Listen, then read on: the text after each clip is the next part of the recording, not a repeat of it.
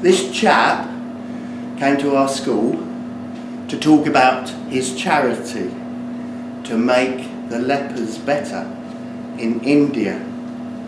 He said there's lots of lepers there, and it was unfair because if you had leprosy, you could lose your limbs or go blind. Or even worse, some people saw leprosy as a curse and treated lepers like they were lepers. And the lepers had to live in a colony with only other lepers for company, and leaving their families made all the lepers lonely.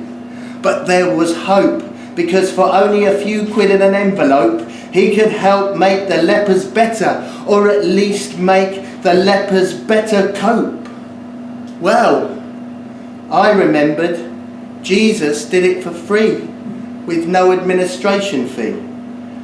But still, I was moved, and I wanted to prove how moved I was by volunteering to deliver those little envelopes of hope to all the houses around where I lived, especially the ones that looked like they could afford a few quid.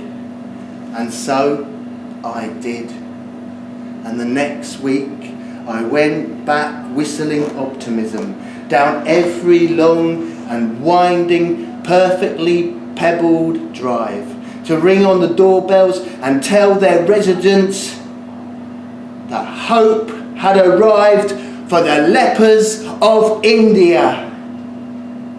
Well, hardly anyone came to the door, and when they did, they welcomed me like I was a repulsive sickness, or a hopeless sinner, or a Jehovah's Witness in the middle of their Christmas dinner.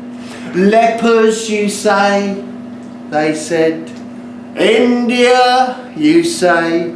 They said. Money in an envelope, you say? They said. And they gave me my marching orders back over their herbaceous borders. And next door, and the next door after that was much the same. Sorry, I told the chap from the charity, I never earned much money to make the lepers better, but I learned a little better what it might be like to be a leper.